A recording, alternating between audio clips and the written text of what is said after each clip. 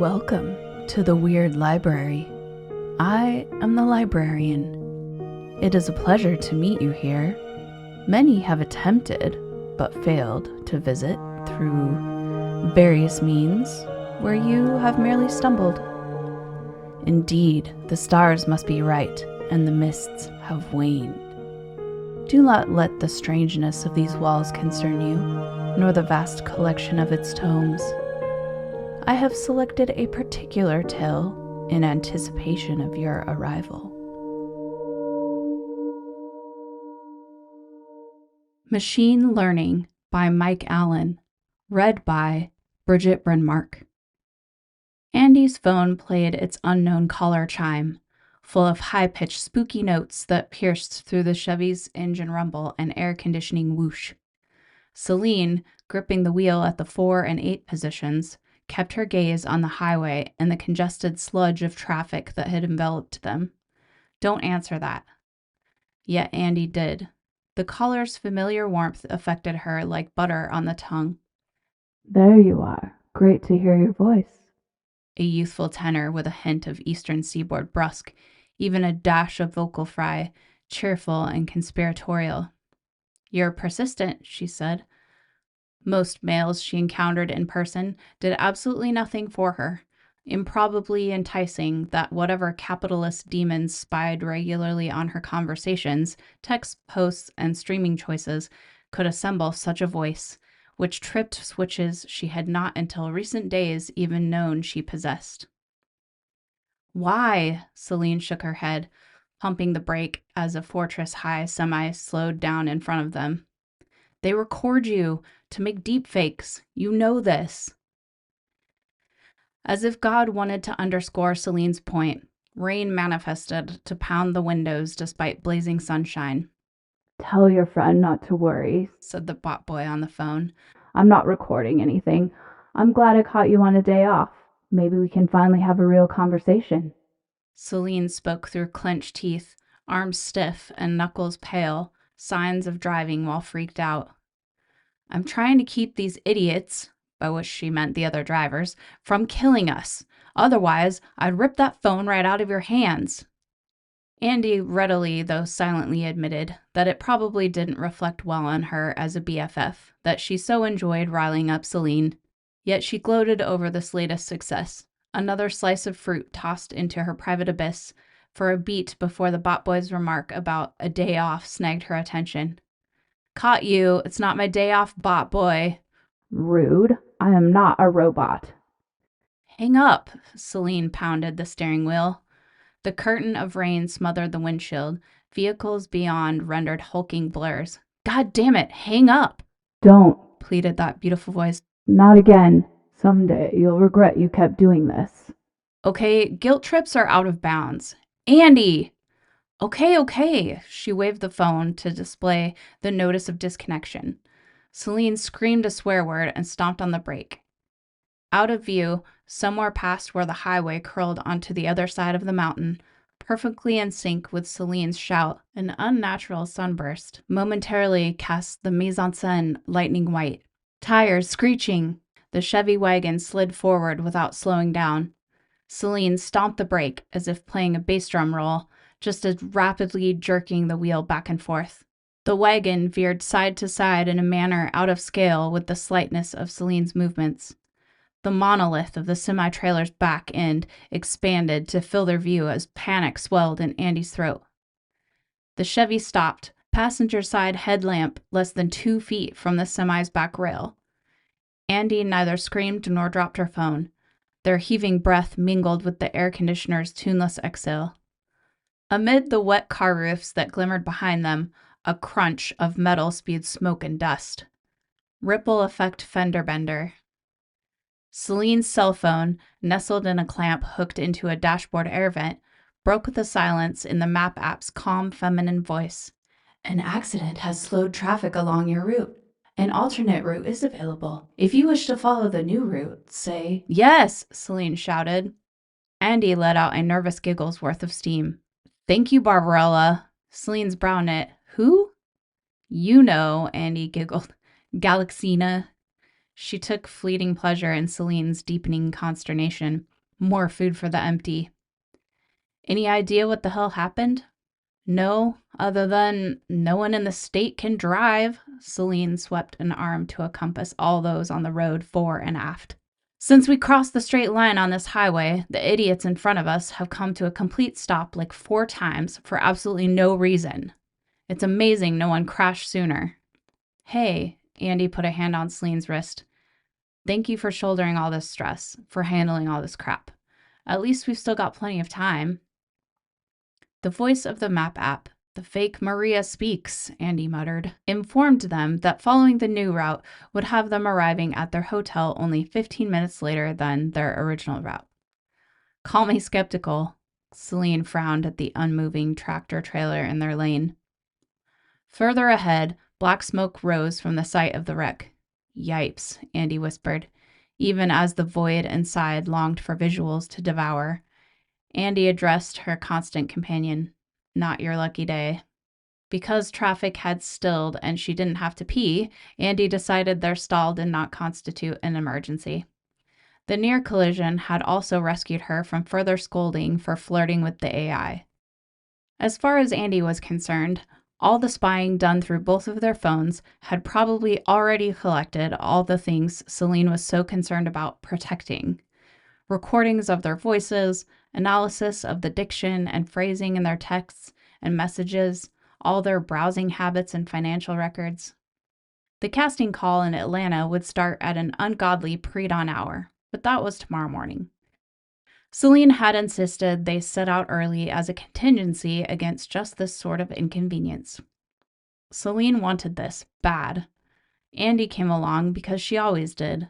She might audition too, or simply hang around to support Celine. She had not made up her mind yet. Since they first became entangled in 5th grade at Alswick Middle School, this had been their dynamic. Celine, so focused, provided Andy with goals and structure, or at least an illusion of such, while Andy, sweet trickster, entertained Celine, aided her in letting off steam and in staying relatable to other humans. If anything, she did genuinely hurt Celine, emotionally.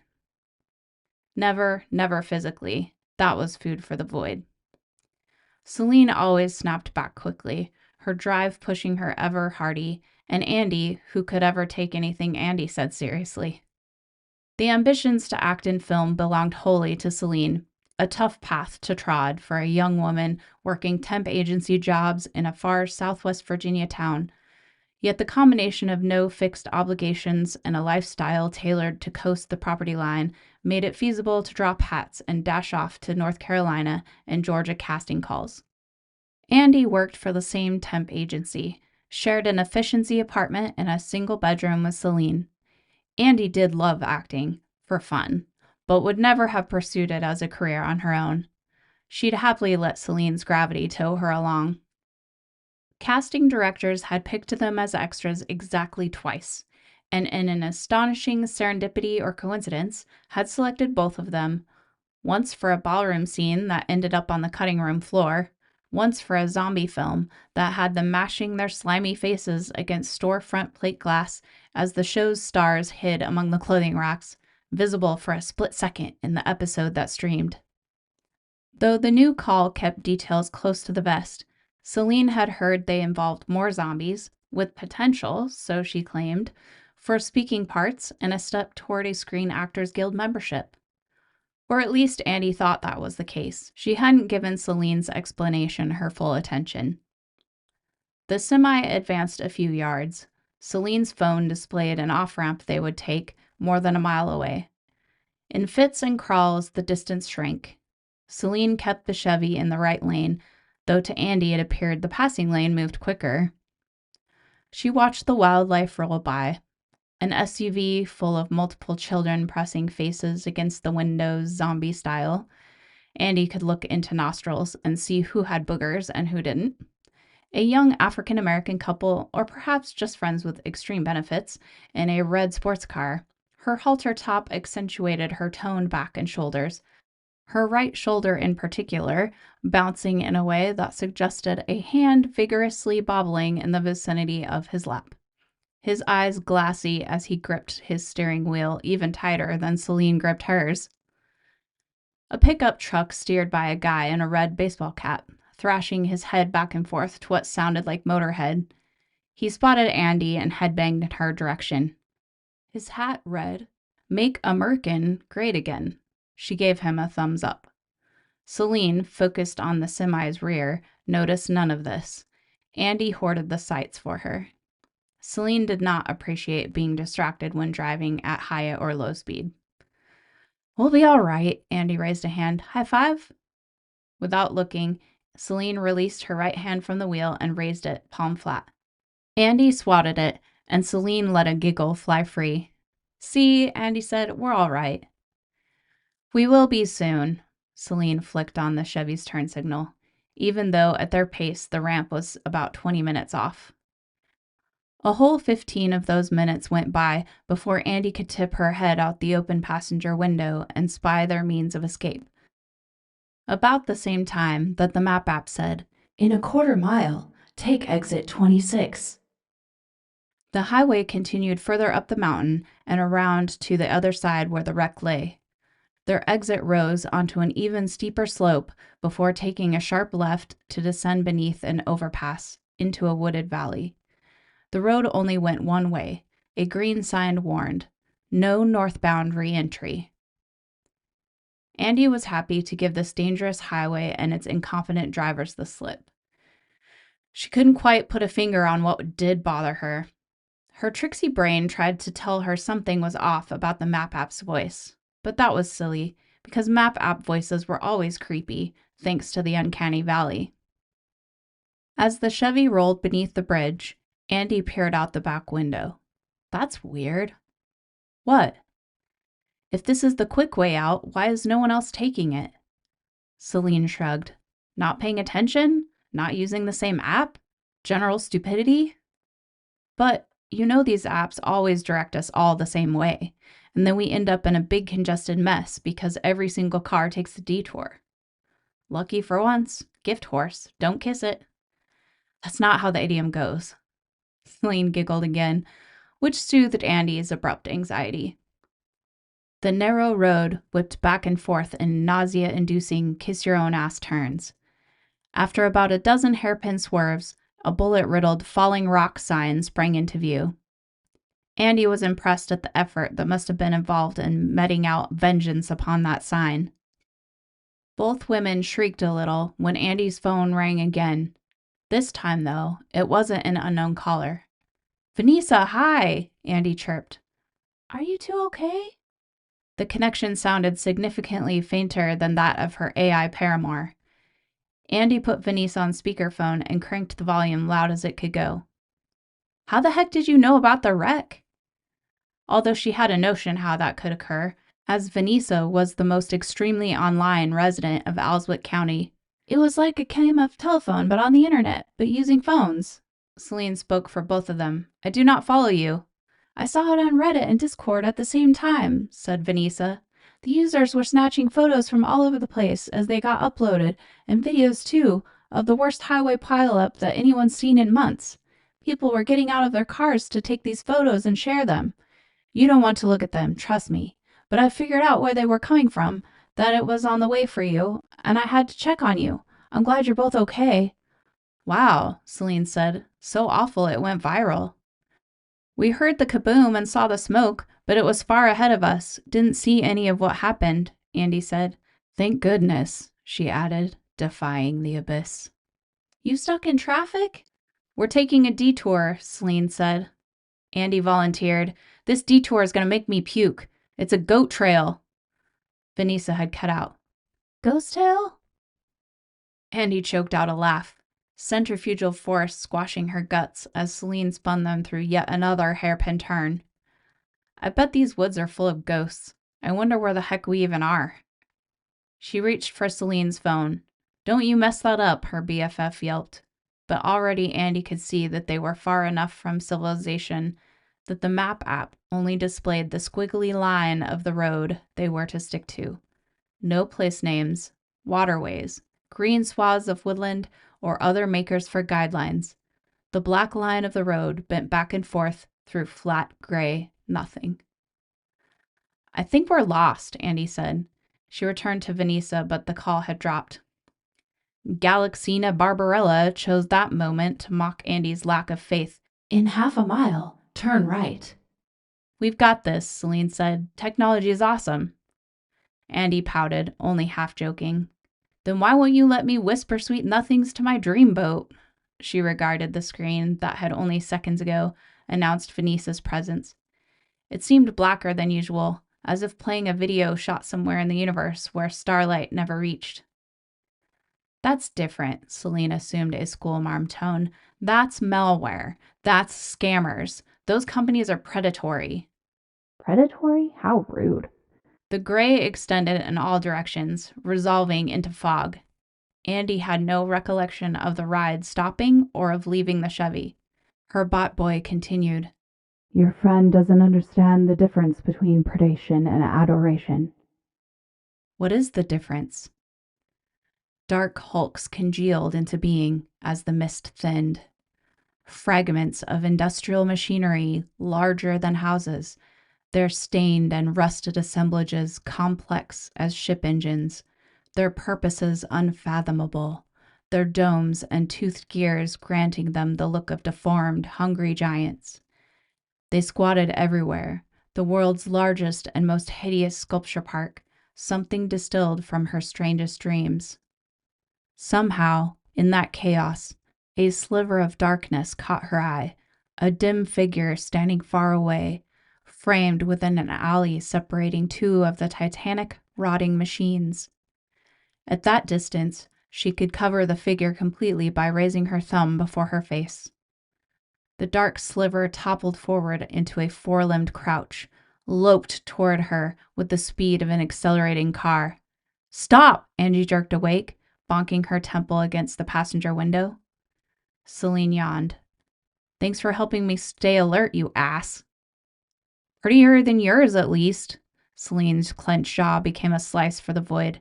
Sorry, really. How long was I out? It's okay, a few seconds. Yet that couldn't be right. Gone were the tree-swarmed slopes and brutal switchbacks, replaced by gently rolling hills speckled with shrubs. The road they followed, straighter now, boasted a double yellow line in the middle. Instead of downpours with sunlight, heavy clouds proffered no rain. The air stank of smoke and diesel from no discernible source. No oncoming traffic, no one behind them. They passed a building that used to be a convenience store, its roof collapsed, hoses protruding from the stumps that once held gas pumps. Wow. The map app continued to display a squiggle moving through endless gray. Even though Andy could see for herself, Celine said, It says we'll make Atlanta in 5 hours and 40 minutes. That's not bad. In fact, it only stated, you will reach your destination in that time. It did not specify where. But Andy ruled that would be shitty of her to point that out. Her spooky, unknown caller ringtone chimed. Do not answer that. Yet Andy did. Hey there, said the voice she had heard moments ago in her dream, clear as if he sat by her side. We really need to talk. Not now, I can't, she said, and hung up. As Celine tisked disapproval, Andy's phone chimed. She glanced down to spy a fresh text message. Rude. Of course, an entity that knew her number and called her quasi-often could also text her. Why did this escalation make her heart hammer in a way that all those coyly flirtatious conversations had not? They rolled through and past the ghostiest of ghost towns, all its dozen wooden buildings so sunk in and softened and smothered by kudzu that they had lost their shape. This is the future that survivalists want, Andy quipped. I love that there's no traffic, Celine volunteered. It's so peaceful. Andy's giggle wasn't a happy one. It's like we won the Mega Millions prize for roads without traffic. What are the odds of no cars anywhere but ours? No people but us? I guess we're the lucky ones, Celine agreed. No indication that she picked up on the teetering edge in Andy's words. In 1,000 feet, turn left, taunted Barbarella, the map keeper. This swerve in your evolution makes our task much easier, cooed Botboy. The monstrous machine bones loomed naked, no longer robed in fog. The tall figure in the makeshift alley stood no closer than before. Recognizing this new corner of dreamland restored some of Andy's cockiness. My evolution? From zygote to hotness? Not you specifically, your technology as a species. A blurry limb extended toward the black earth, the grim sky. Before you found us, by stumbling blind through your history, your lore. Now you teach us everything without trying. Us? Who is us? Before, we watched and waited. Botboy purred. Now we don't need to wait. We understand your algorithms better even than you who make them. We know which of you will accept us before you know yourselves. Jesus, I can't believe I dreamed the word algorithm. I must really hate myself. Not hate, her voice assured her. Longing. I speak this word because you understand what it means. You can learn better words. You can learn our language. Machine language? Something better yet. Though Andy heard only one voice, she became aware of other tall figures scattered among the machines, leaning down from atop them, leaning out from behind them, straightening up from within their shadows. Dozens. Hundreds. Her gaze flitted in every direction, her pulse galloping. As one, they lowered to all fours. Andy sat bolt upright as Galaxina instructed. In 500 feet, turn left. Celine punched the steering wheel. How? The Chevy had come to rest in a surrealist waste, the visible ground about 9 parts concrete to 1 part dead grass. Once this had been home to immense industrial machines, the pieces of which, larger than houses, littered the landscape in all directions. Andy could not determine with any certainty whether these gargantuan chunks of industrial clutter looked exactly the same as the wreckage from her dreams, but damn, they were close enough for government work. Where the hell did Barbarella bring us? Obviously, they had come to the end of their route. The road ahead, Andy couldn't help but sadly note how seductively straight it was, had boulder-sized chunks of rusted metal strewn across it and holes big around as tires that pocked its blacktop. Celine tapped her phone. No idea, still out of range. That thing won't help. It's been lying to us. Such destruction wasn't natural, Andy thought. Whatever had hissed and clunked here had not succumbed to the decay of abandonment. An explosion, maybe? Many explosions, perhaps? She peered back the way they came, gasped. How did you drive this grandma station wagon over that? Huge chunks of concrete and machinery clustered behind them, the road behind as impassable as the road ahead. Celine turned to Andy, wide-eyed. I swear, those were not there a second ago. We need to call 911. The absurd swell of pride Andy felt at having the correct thought for once buoyed her against a tidal wave of alarm, something even the void could not dull. Her bubble burst fast as the emergency call features on both their phones failed, ringing without end or answer. Several failures in a row had both women swearing and beating the dashboard. The more frightened she became, the more Andy grew convinced that she had indeed prognosticated this landscape, that if she got out of the car and started walking, she would find the view that exactly matched the vantage from her dreams. Celine opened her door. I have to find a place where there's better reception. No! As Celine stared at her, dumbfounded and alarmed, Andy finally breathed. Don't go alone! They both jumped as Andy's phone sounded the ringtone for Vanessa. Celine laughed, loud and joyous. Thank the goddess! On speakerphone, Vanessa machine-gunned her questions. Where are you? Haven't heard anything in hours. Have you made it to Atlanta? Are you lost? Are you okay? Already the reception clipped her words. We are totally lost, Andy said. Please, Vanessa, we need you to call emergency services. I didn't hear that. What? Vanessa's voice came in stronger. But where are we? What are we near? A plea sharpened Andy's stare, but Celine could only stare back helplessly. How do we tell them where we are? You're where you need to be, Vanessa said. Why? Celine grabbed the phone. Can you track us? Oh, yes, said Botboy. you're right where you belong. Fuck you! Outrage and bewilderment cranked Celine's volume in equal measure. Andy had no response to her friend's glare or to her own astonishment at her desire to seize the phone, to call Botboy back, to ask him what he wanted, to do what he told her. At least we know calls can reach us, Celine finally said. She opened the door. We have to find better reception. We'll go together. Take a good look because we have to memorize the way back if we have to sleep out here. Exiting the Chevy, Andy froze. Before her squatted a piece of ex-machinery that resembled a clothes dryer wrenched inside out. Something black and snake-like had retreated into the relic's central drum the moment she emerged. Not a snake. The limb reappeared, extended her way. It had joints, fingers, though it remained a blur no matter how she squinted. It pointed, the gesture eerily human despite the hand's strange dimensions. Her heart pounded, her breath quickened. She was thrilled as much as she was frightened. If her void grew arms, they might look exactly like this. Her senses heightened, every rustle, every minuscule puff of dust imposing on her brain, though the limb, mere feet away, remained out of focus. It vanished.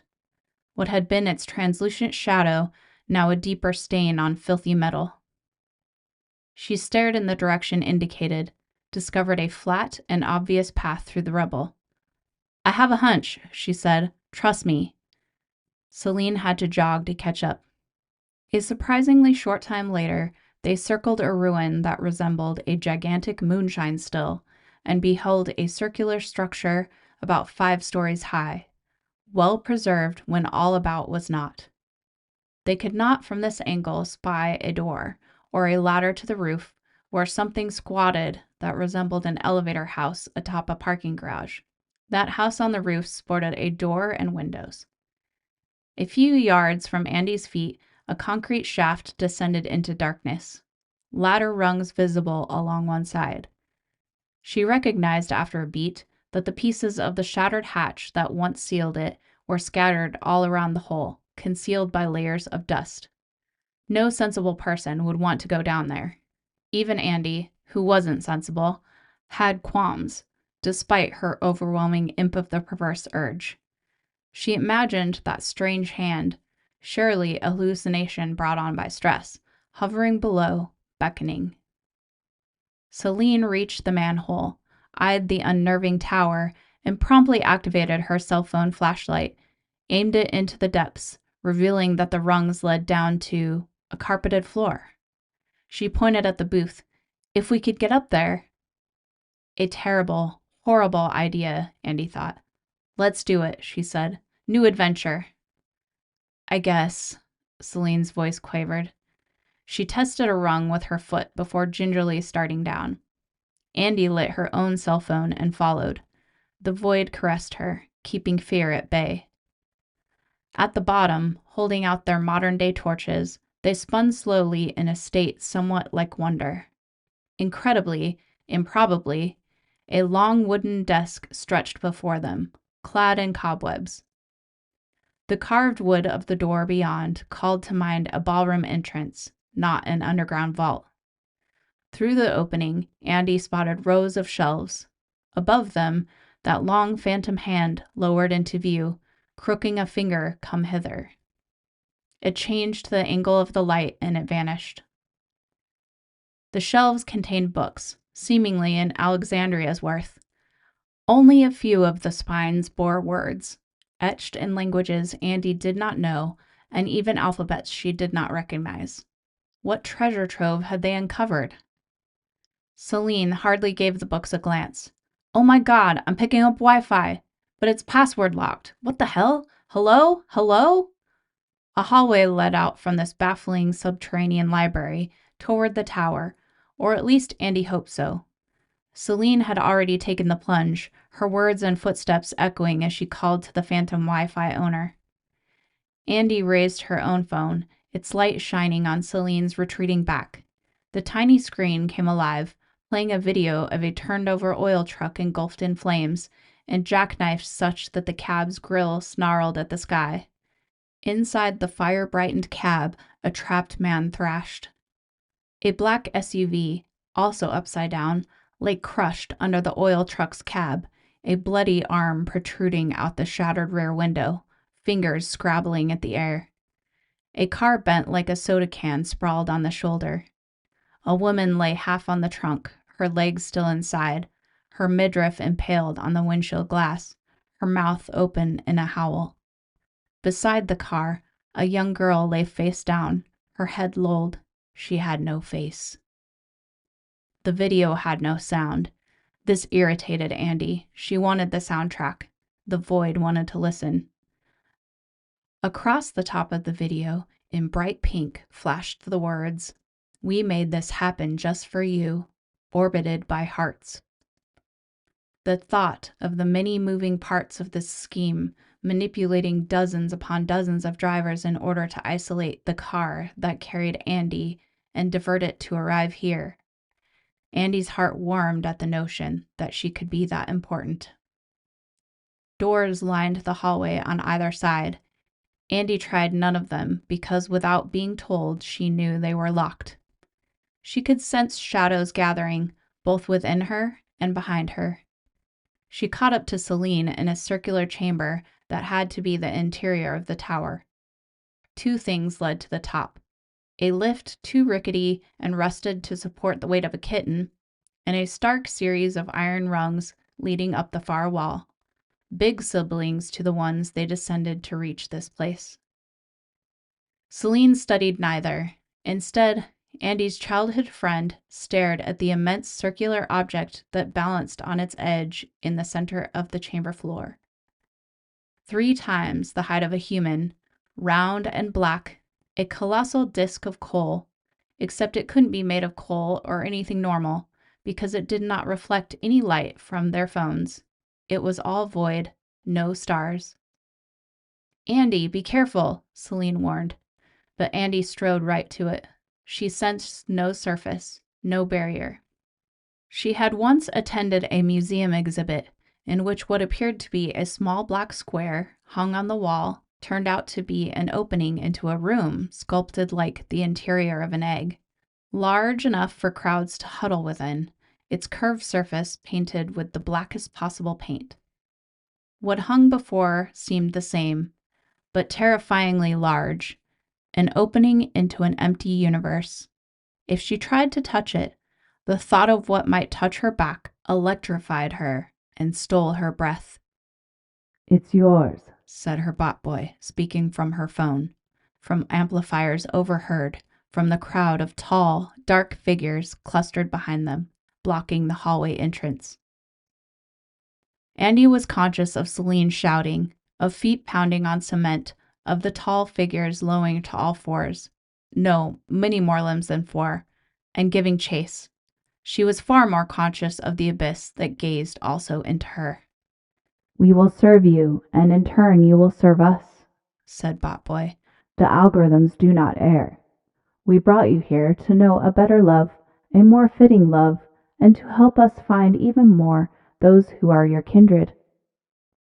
Celine scrambled up the rung ladder.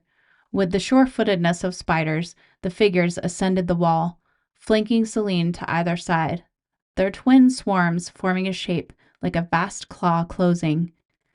Despite a swift, athletic ascent, Celine was perfectly positioned to be crushed and overwhelmed when the halves of the claw came together. Knowing that in one form or another, Celine would be reunited with her in the stage to come, Andy extended her hands into the void. The grip that enfolded her, in return, thrummed with emptiness, with voices formed from the opposite of sound, calling Andy to join her kind. Celine's screams reverberated as Andy stepped forward.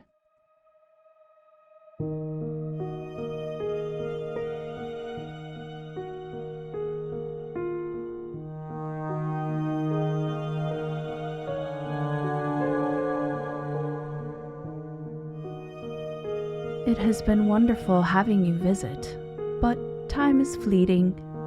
The universe has begun to shift away from our convergence. For now.